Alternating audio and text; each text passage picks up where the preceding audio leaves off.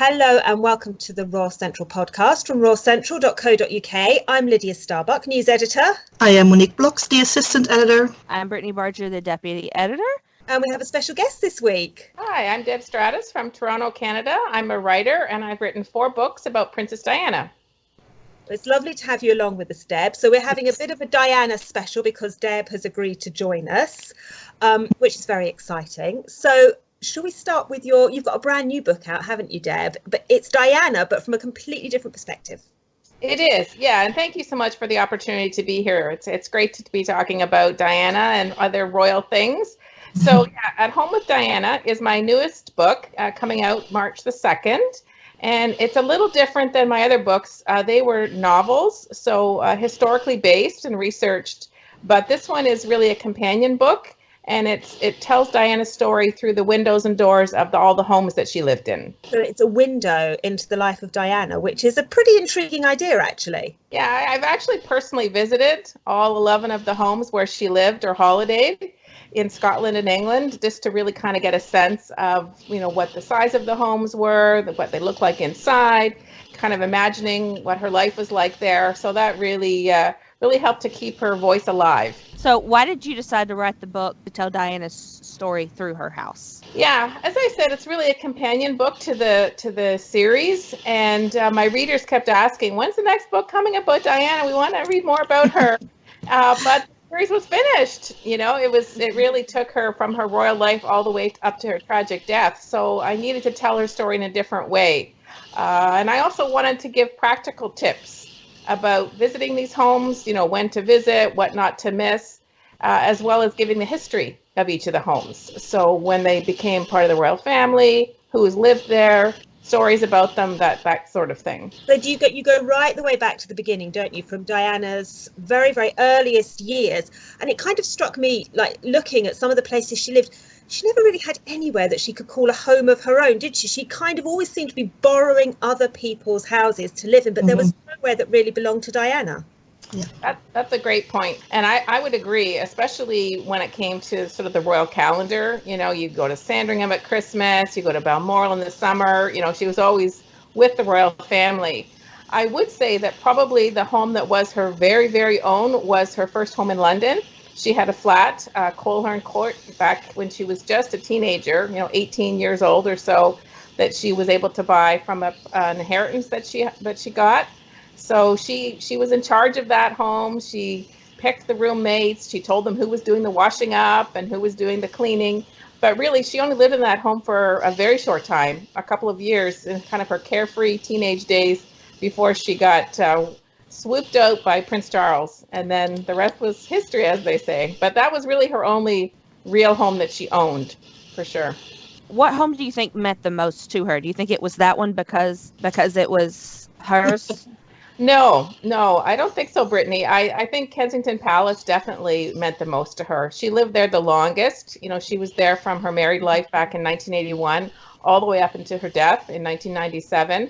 And, she lived there a lot by herself. After the separation and divorce, it really was her primary residence. She used to call it her gilded cage because, even though it was beautiful and opulent and, she had lots of wonderful memories there, she also was a prisoner, really. It was a beautiful prison, but nonetheless. So, but I think, her sons were born there.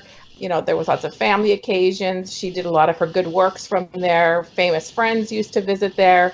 So I think KP, as they call it, or Kensington Palace would definitely be the one that meant the most to her. It's probably the easiest one as well, isn't it, for anyone else to visit, because it's owned by Historic Royal Palaces. It's open through the year. You can buy a ticket, you can go in, they hold exhibitions. How easy is it, do you think, because you've been there and you've kind of walked in Diana's footsteps, how easy is it to get a feel of her in that palace? Yeah, that's a great question. And that's actually something that's kind of disappointing because you really can't see any of her home.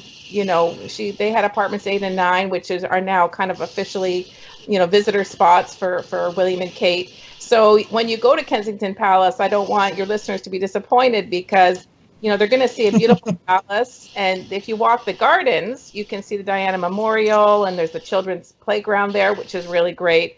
But the actual palace itself is really more of a throwback to Queen Victoria.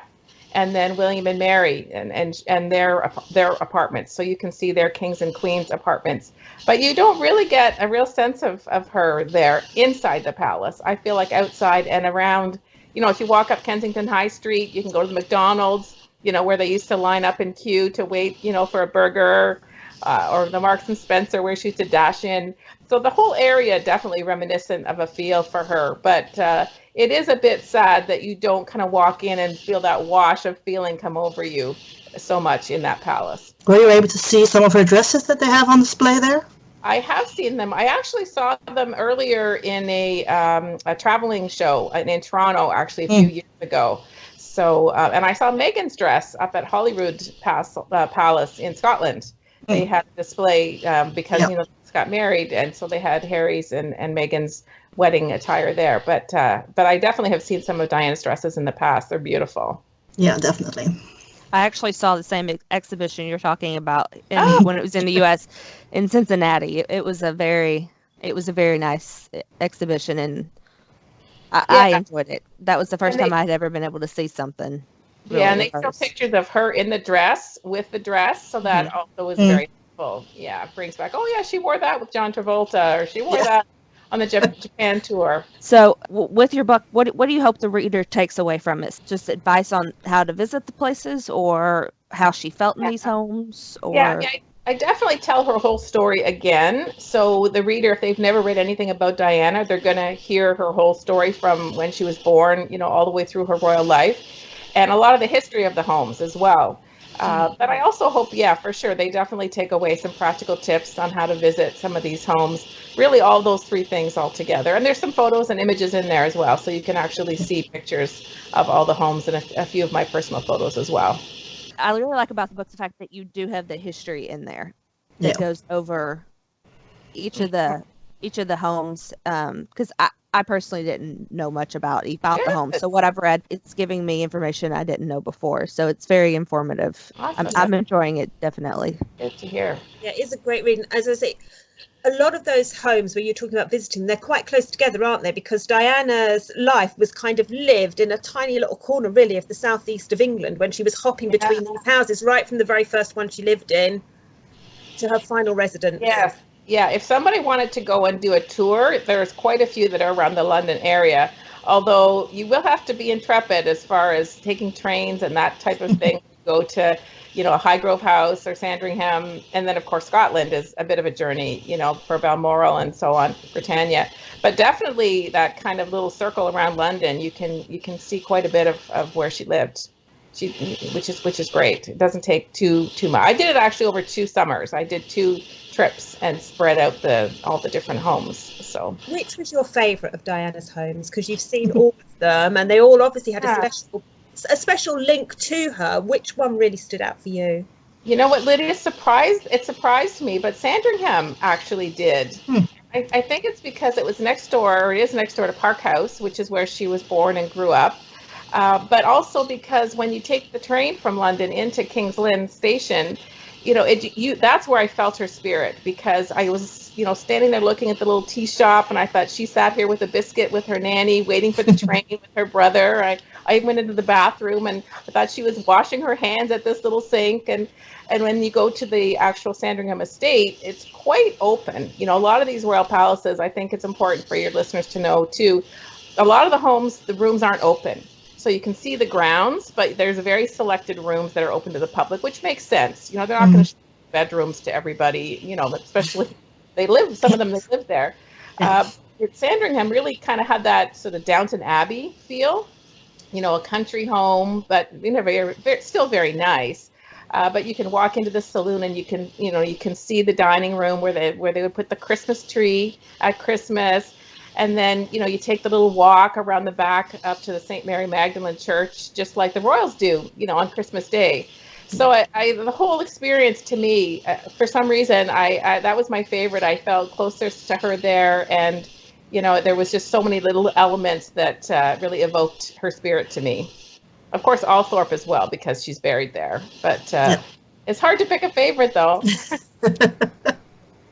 I really want to visit Althorpe as well. It's been a dream of mine and my mother's as well. So we're planning on going together once.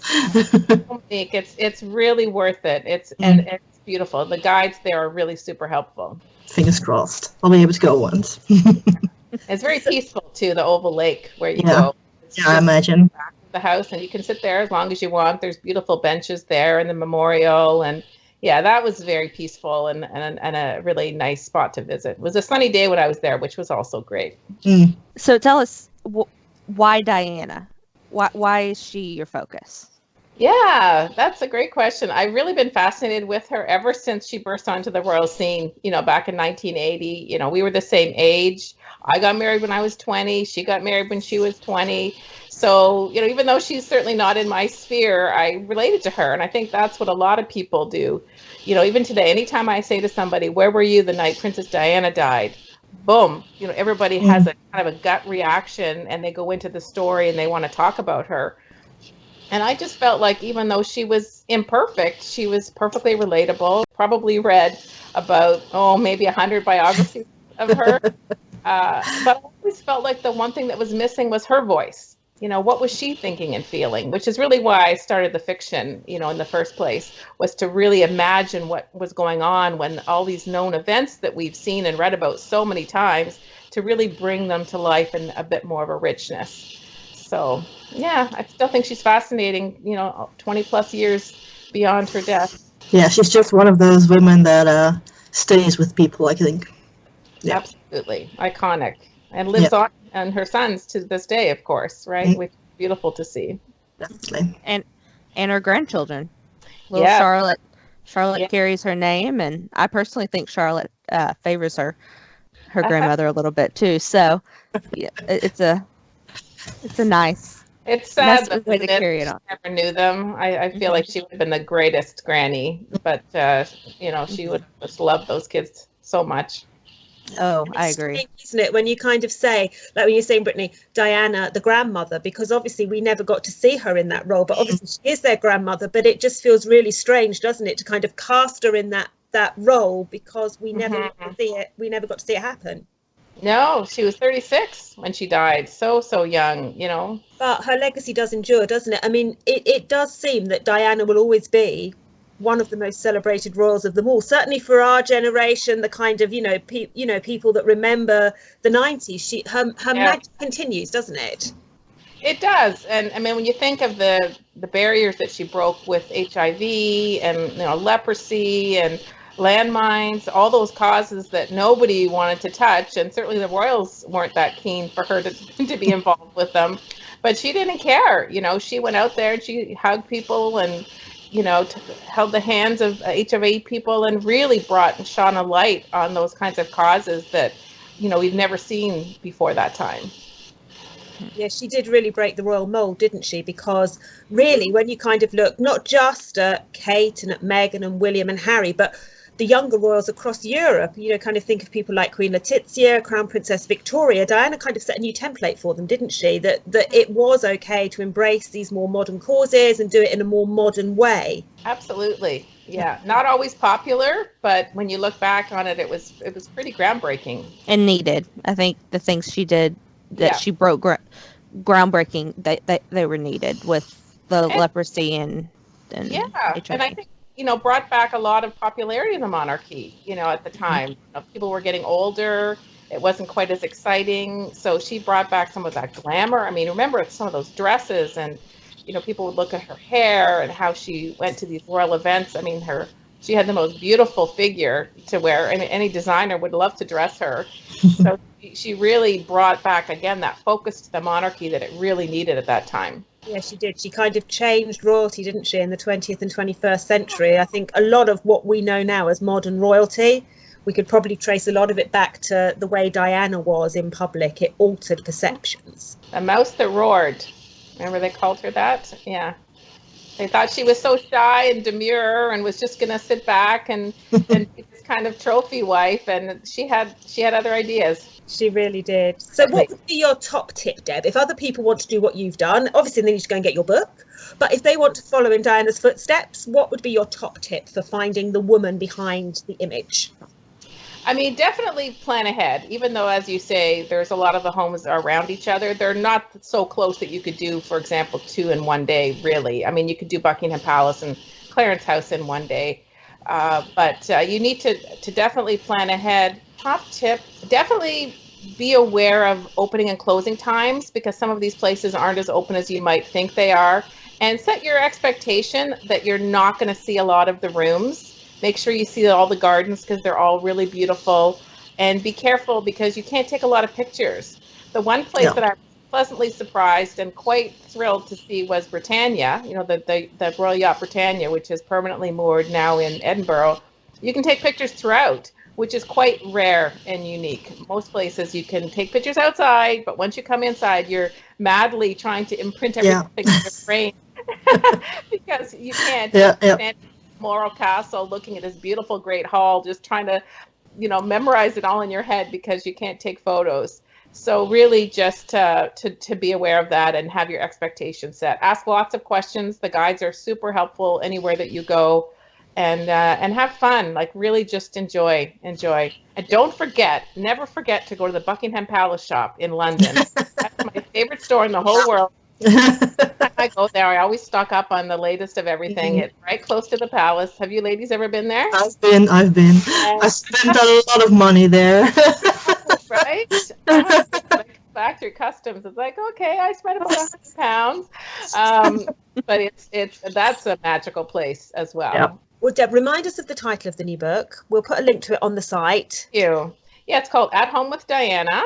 And it's coming out very shortly in both paperback and Kindle editions, so anybody can get it on Amazon anywhere in the world. And hopefully you'll enjoy it and learn lots about Diana, the history of the homes, and get the bug to come and do your own special world tour. I think we certainly will. Well, Deb Stratis, thank you very much for talking to us on the Royal Central podcast. We'll have lots more on the book on the site once it appears. As we said, we'll put a link on there for you as well. And remember to follow us on Twitter at Royal Central and Instagram royal.central for the very latest on Diana and lots of other royal news. And we'll have another new podcast for you very soon. But for now, thank you for listening and bye-bye. Thank you. Bye. Thank you so much. Bye-bye.